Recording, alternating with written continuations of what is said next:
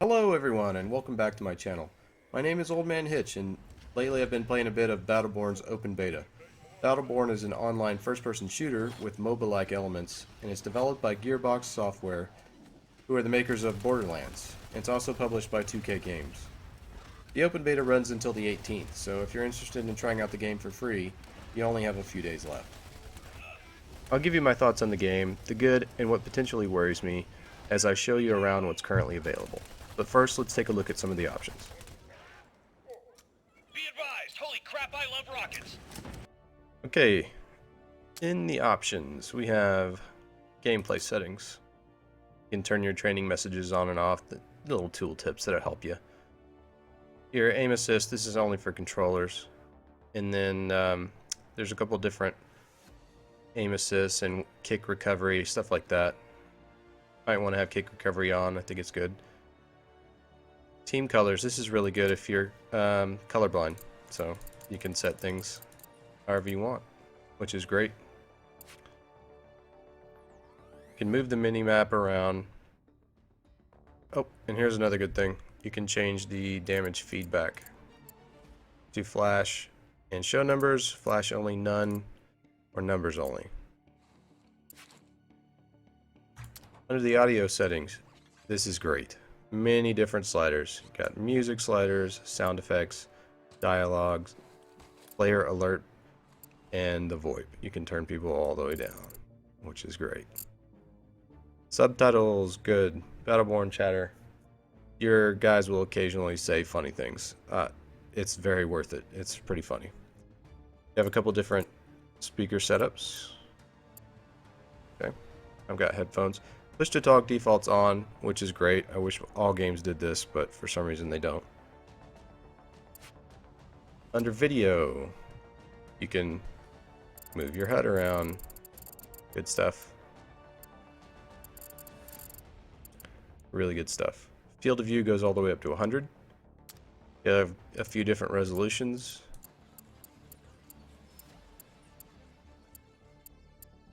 Hopefully you see the one you like in there. I'm not going to change it. Good. Windowed mode. Or full screen. Good deal.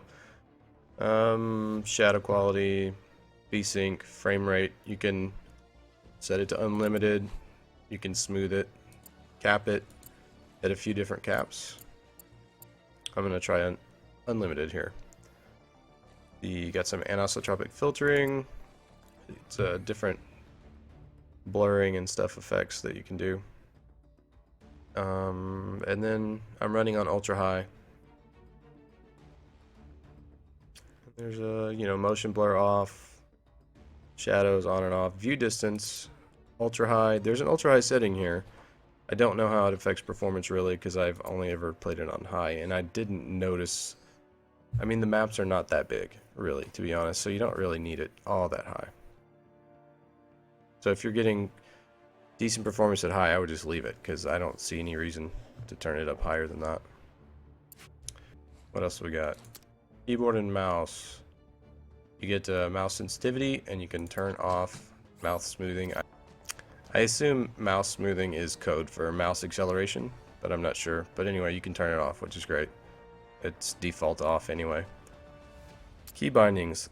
Lots of stuff. Rebindable, which is awesome.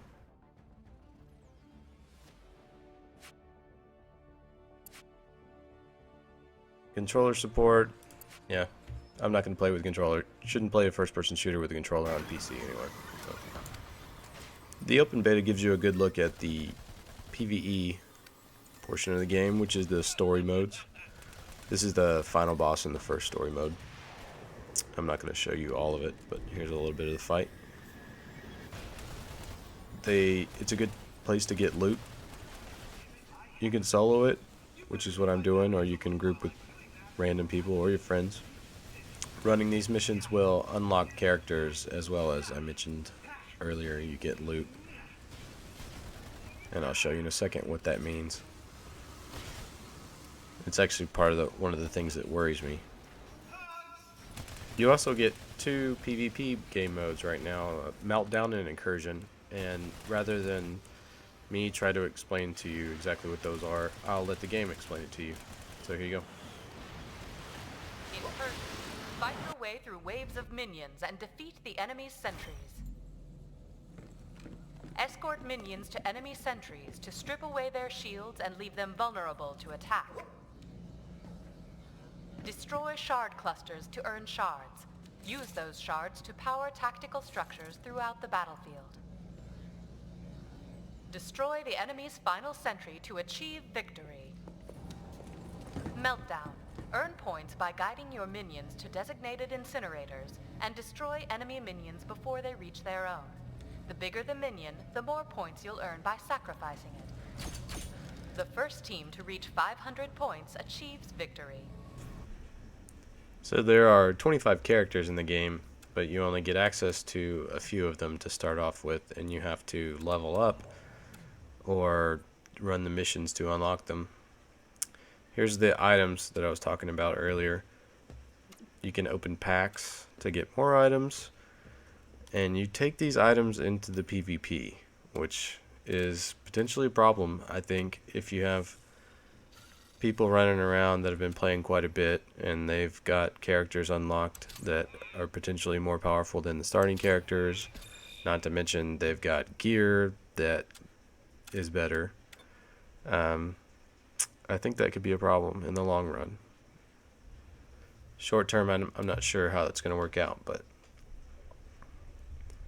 I mean, you don't have complete access to the gear right off the bat. You have to collect shards and unlock the ability to use the items in the game, but still, just to be able to have way better items than other people, it matters. I've seen it in the games I've played against. When people have really good purple items, they're harder to kill, and they kill a lot faster than people who don't. Power play. Only 2 hostiles remain. So that's really my only worry. You know, something else that is potentially bad is that 1 hostile remains. in a MOBA, I think that you are paying for full price, you know. If you don't have access to all the characters right off the bat, I'm not sure that I mean, maybe it's a picky thing, and there should be some progression, unlike something like Dota where there's no progression. But still, just locking characters just bothers me. I wish you had access to all of them right off the bat and didn't have to worry about that. Maybe that's something they'll change, or maybe not. Maybe that's just the way they envision this game going. But overall, I really like it. You know, I'm a fan of the MOBAs. I love Heroes of the Storm. It was my gateway drug into League of Legends and then onto Dota. I didn't spend a whole lot of time on League, unfortunately, but I know it's really popular and a lot of people love it. And I mean, I just can't get enough Dota, to be honest. So, anyways, I have pretty positive thoughts on this game. The 2 game modes that you can play in the beta are really fun. I really preferred this one, where the minions go into the grinder, over the other one. Not a huge fan of that one. But this one's great. Sorry, I didn't spend too much time playing any other characters other than Oscar Mike, because he was easy for an old man to learn. And I got kind of good at him, I guess. Like, not great or anything, but I could hold my own, so I just kept picking him. The only time I ventured outside of that, I got crushed. I love this little taunt that you can do when you kill people. That guy was like trying to single me out all the time, so I killed him and taunted him. So here's these shards that you have to pick up, and you use the shards to unlock the gear. And there, I accessed the turret, turned it on.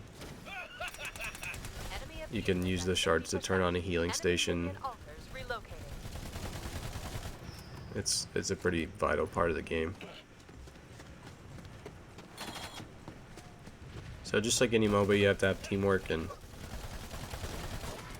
as well as be a good technical player to kill the minions and stuff.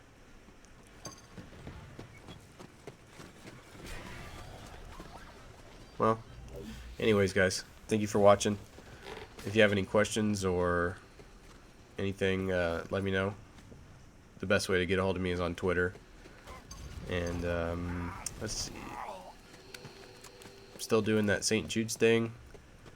If you don't mind helping me out, help me help St. Jude's, I'd appreciate it. I stream on Twitch 8:30 Central Time. I do a variety of games, but I did stream Battleborn last night for some time. I'd appreciate it if you stop by and say hi. So, alright guys, have a good day.